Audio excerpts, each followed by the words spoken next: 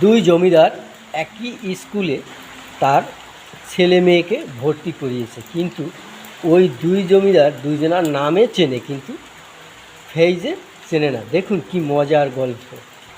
ফেইজে চেনে না। এখন দুই জমিদার দুটো গাড়ি নিয়ে এসে গেটের দুপাশে দুটো গাড়ি দুদিক থেকে এসে দাঁড় করিয়েছে। এক জমিদারের হচ্ছে একটা ছেলে, আর এক জমিদারের হচ্ছে একটা মেয়ে। এইবার ওই জমিদারের মেয়েটা আগে নেমেছে গাড়ি থেকে, মেয়েটা নেমে জমিদার নামতিছে।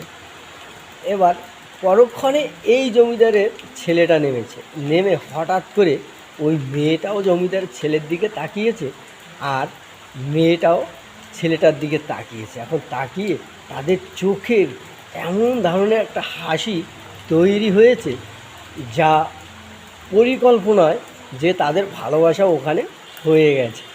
এখন দেখুন আস্তে আস্তে কী হয়, কিন্তু তাদের এরকমভাবে চোখের কোণে হাসি চলছে, কিন্তু কখনো কথা চলছে না।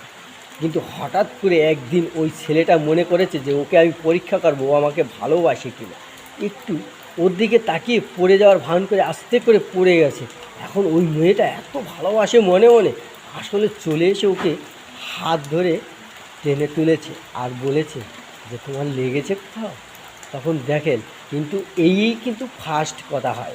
এইভাবে আস্তে আস্তে চলতে চলতে কিন্তু তাদের লেখাপড়ার কোনো ক্ষতি না হয়, এইভাবে তারা সামলে তারপরে আস্তে আস্তে একটা পর্যায়ে গিয়ে তাদের বিবাহ হয়। কত সাবধানে তারা এই জিনিসটা করে এগিয়েছে।